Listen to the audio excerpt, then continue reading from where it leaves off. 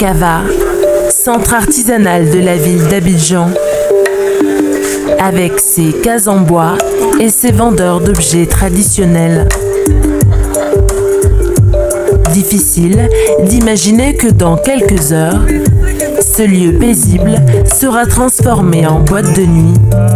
Il y a mon gars du groupe électrogène qui va arriver, donc l'accueillir, tu vois, avec la sono, les mettre en contact pour qu'il... Clément Michels, 30 ans, entrepreneur dans le monde de la nuit et du divertissement, a eu l'idée d'investir ce lieu connu de tous pour y organiser des soirées électro. Là, on organise une grosse soirée ce soir, donc de 22h à 5h. Moi, quand je suis arrivé en Côte d'Ivoire il y a 6 ans, je savais que la musique électronique, surtout techno, n'était pas encore très implantée en Côte d'Ivoire. Et du coup, le parti pris que j'ai voulu prendre, c'est vraiment d'aller toujours dénicher des lieux un peu atypiques. Et donc, quand j'ai vu le Cava la première fois, je me suis dit, mais c'est incroyable, on peut ramener des gens faire la fête dans un marché artisanal. Et pour surprendre les fêtards, l'organisateur fait une requête un peu particulière à certains vendeurs. Tu es prêt pour ce soir? Bien sûr. Donc tu restes ouvert comme d'habitude, hein? Comme d'habitude. On va rester ouvert jusqu'à l'aube. Après on te voit sur le dance floor. Avec plaisir, ce soir ça va barder. Bon. Des stands ouverts toute la nuit pour une expérience encore plus immersive. Ouais, presque l'heure. Allez, vas-y. Pour l'heure, priorité à l'installation du bar et de la sonorisation. Tu n'as toujours pas vu le gars du groupe? Parce qu'on l'attend là depuis pour pouvoir faire les soundchecks. Mais... Et pour l'instant, il manque encore un élément crucial. Oui, ah, c'est pour le groupe électrogène? Le groupe électrogène qui fournira l'électricité de la soirée. Au total, Clément a investi 2 millions de francs pour cet événement. Alors, il espère que les noctambules viendront en nombre. Normalement,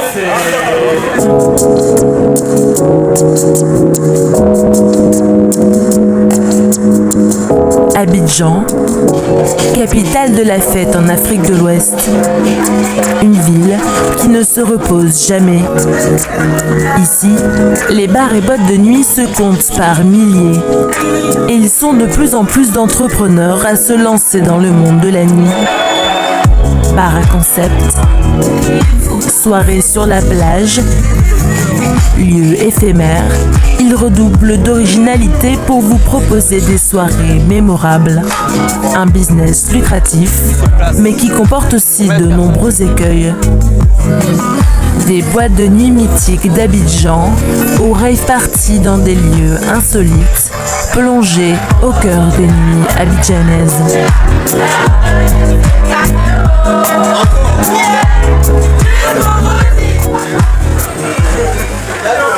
La nuit est tombée sur le centre artisanal et l'Apatam centrale s'est métamorphosée. Seul problème, la piste de danse est encore vide. On est à combien d'entrées, Pascal? 26 entrées. 26 entrées, ok. Bon, on espère que ça va arriver. Ah bah voilà, il y a des petites voitures qui arrivent. Ça commence tout doucement. 26 entrées, c'est loin des 200 minimum espérés par Clément pour rentrer dans ses frais. Il est quelle heure là et la soirée devait commencer à quelle heure? Alors là, il est 23h57, la soirée a commencé il y a 2 heures quasiment. Avant 1h du matin, on va dire que j'ai appris à ne plus stresser et me dire que les gens vont arriver. Ouais. Bonsoir, bienvenue à Kamayakwa. Pendant l'heure qui suit, l'affluence s'intensifie. J'adore l'électro, j'adore la techno. Je pense que le lieu est hyper opportun pour faire une bonne soirée là. Je suis là pour découvrir. Ma curiosité m'a poussé là. C'est une première, donc on espère vraiment que le DJ va mettre feu.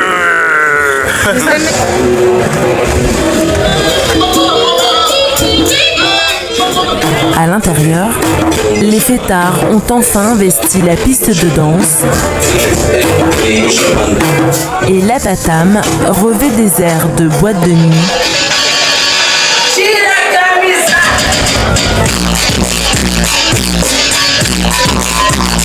Et qui dit boîte de nuit, dit bar. Ce soir, il tourne à plein régime.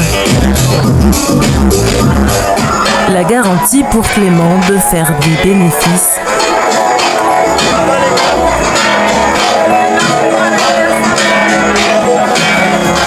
Tandis que certains se déhanchent,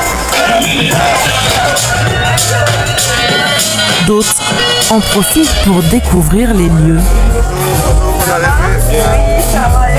T'as pas juste envie de danser, t'as envie d'explorer, t'as envie de regarder, donc c'est grave cool. Vous allez aller danser un peu? Ouais, on danse un peu et puis on voit un peu. C'est comme ça, voilà. On danse un peu et puis on voit un peu. Mais alors que la soirée bat son plein,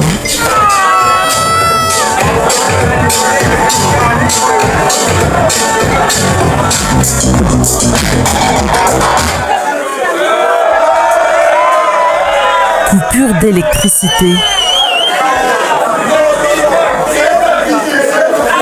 Si le problème n'est pas réglé rapidement,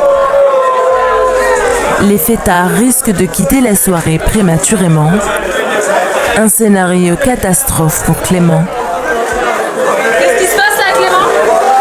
En gros, donc notre prestataire groupe électrogène nous a pas mis assez d'essence.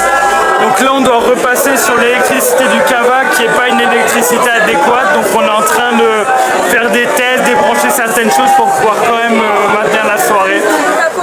Après une demi-heure de coupure et de bidouillages en tout genre, la soirée repart enfin. Un soulagement pour l'organisateur. C'est toujours la magie des soirées Gamayakwa et des soirées en général.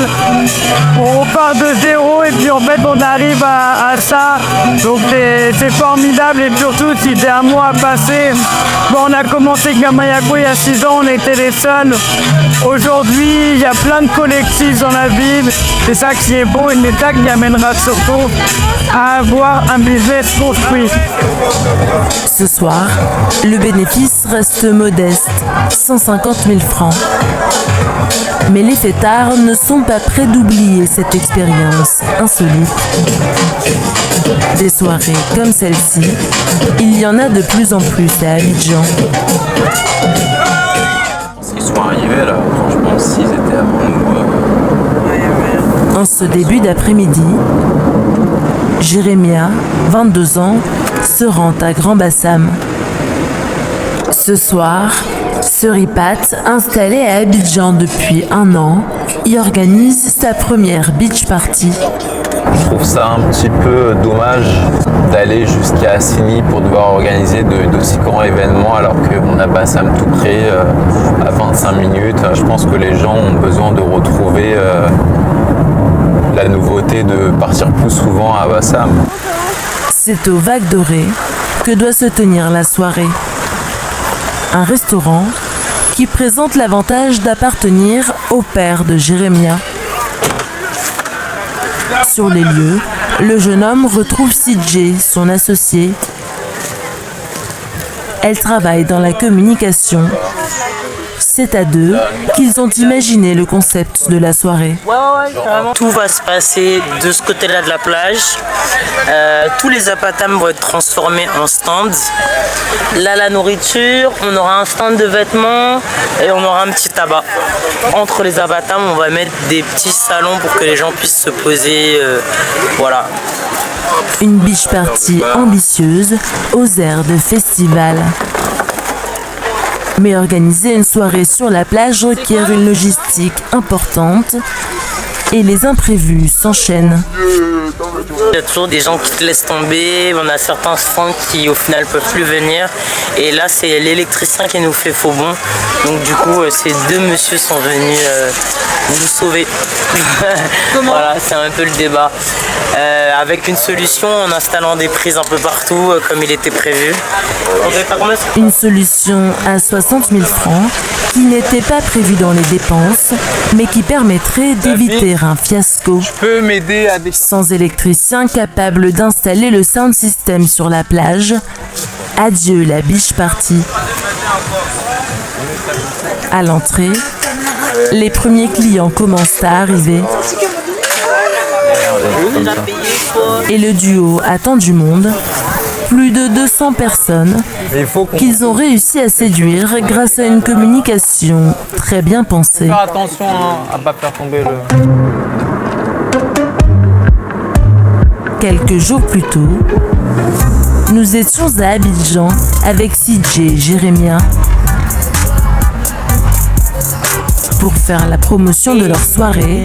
Ils ont eu l'idée de désigner des ambassadeurs comme Yves. Alors, écoute, on va te remettre un carnet de tickets. Et écoute, le but c'est de les vendre, mais surtout de parler de la soirée. Cela fait plusieurs semaines qu'ils écument ensemble les coins branchés d'Abidjan.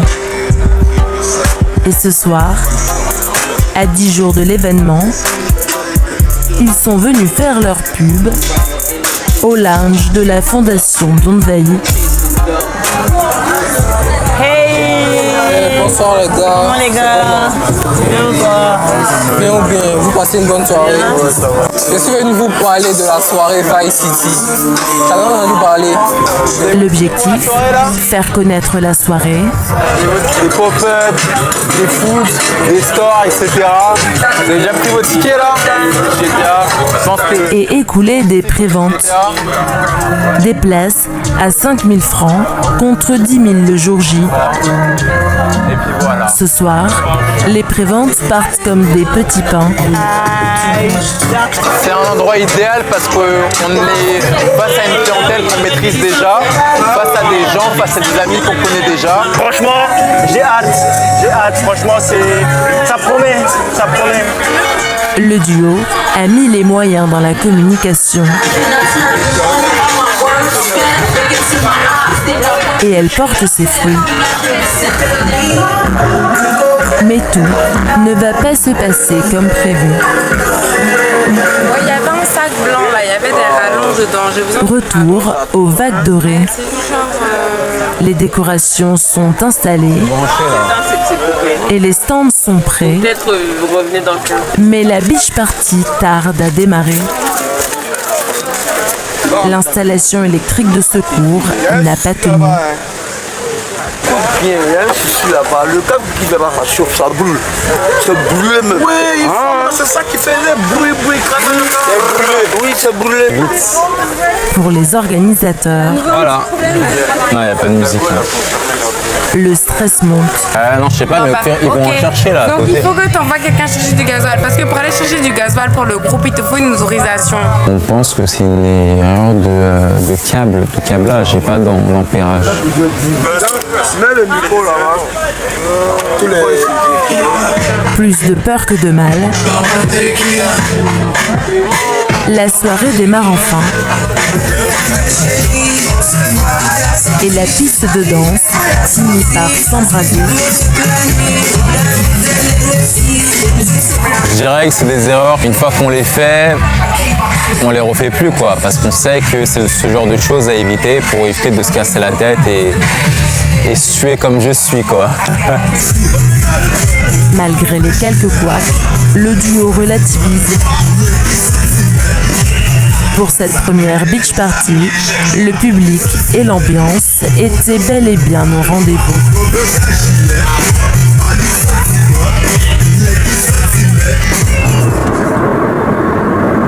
Si certains cherchent encore leur marque dans le monde de la nuit, d'autres ont trouvé depuis longtemps la recette d'une soirée réussie. Pour ce soir, on fait des canons de confetti. Canon de confetti. Ça va aller pour la déco, mise en place. Pete Dobels, 37 ans, est à la tête de plusieurs boîtes de nuit devenues des institutions à Abidjan. Son concept, les bars à thème. Ces établissements se sont fait connaître grâce à des soirées endiablées aux déguisements loufoques. Une soirée à thème qu'on a fait, Casa de Papel. J'aime bien quand on va sur un concept, qu'on le pousse au bout. Ici, à The Bank, la banque, on ne peut pas dire que Pete Dobels a fait les choses à moitié. Chaque détail est réfléchi, de la porte d'entrée blindée de 400 kg au coffre-fort faisant office de casier. The Bank, c'est un terrain de jeu de 150 mètres carrés pour son propriétaire. Quand on est arrivé ici en 2019, il n'y avait rien, c'était un grand plateau vide. Tout a été fait sur mesure, tout est fait pour avoir un maximum de débit, de rendement. En tout, l'entrepreneur a investi plus de 180 millions de francs dans sa boîte de nuit. Et The Bank a même sa propre monnaie. Nous avons nos liasses de dollars, 1000 dollars.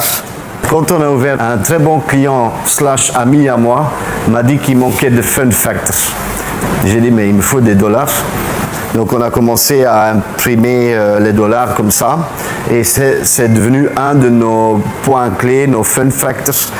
Un fun factor, c'est un accessoire ou un détail censé amuser et marquer les esprits. Comme ce ruban qui scelle les salons VIP.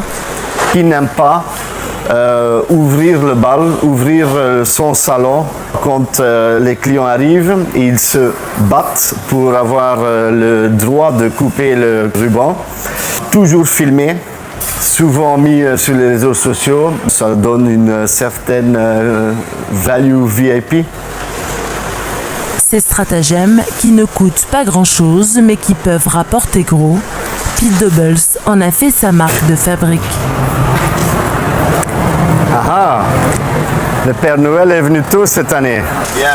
Dans ce coffre, une livraison de plusieurs milliers de gadgets en tout genre. Nous avons les Happy New Year ici, lumineux, lunettes lumineuses. Après, derrière, ça les clients ils adorent. Les tubes lumineux. Sans ça, il n'y a pas pharmacie et il n'y a pas de banque. C'est grâce à ça qu'on est là depuis 7 ans du côté pharmacie et plus que 3 ans maintenant côté banque. Une longévité qui a permis à l'entrepreneur d'agrandir ses équipes au fil des ans.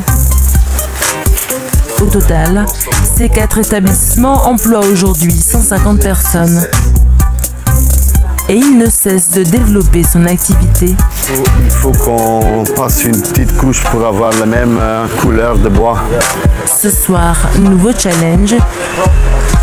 Il espère pouvoir ouvrir pour la première fois au public ce tout nouvel espace situé au dernier étage de l'immeuble, juste au-dessus de The Bank. Mais d'abord, c'est à l'autre bout de la ville que nous retrouvons Pete Dobels.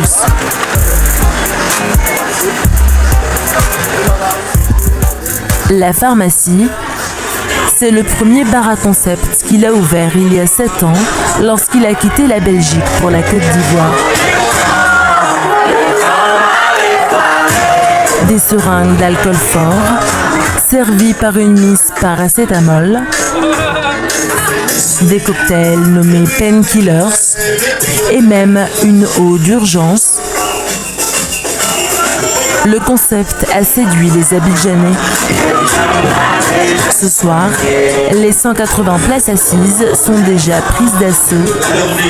De quoi rassurer le propriétaire qui peut continuer sa ronde. Merci. Ciao. Ciao. Ciao. Actuellement, il est 1h20, presque 1h30, et on est direction de Bank. On va aller voir qu'est-ce qui se passe là-bas. En plus, normalement, la terrasse est ouverte, donc on va voir qu'est-ce que ça donne. C'est un peu une vie à 100 à l'heure 200 à l'heure. Ouais. Abidjan, je dirais, la vie nocturne, c'est 7 jours sur 7. Il y a bien chaque soir de la semaine, comme le week-end, des gens qui sortent. The Pharmacy était ouvert 7 jours sur 7 avant. et on travaillait vraiment 7 jours sur 7.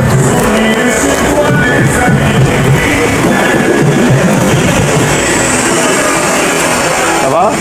On recommence. Ici aussi, l'ambiance est au rendez-vous.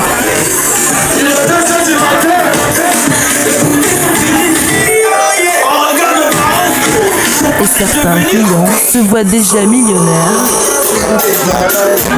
en faux billets.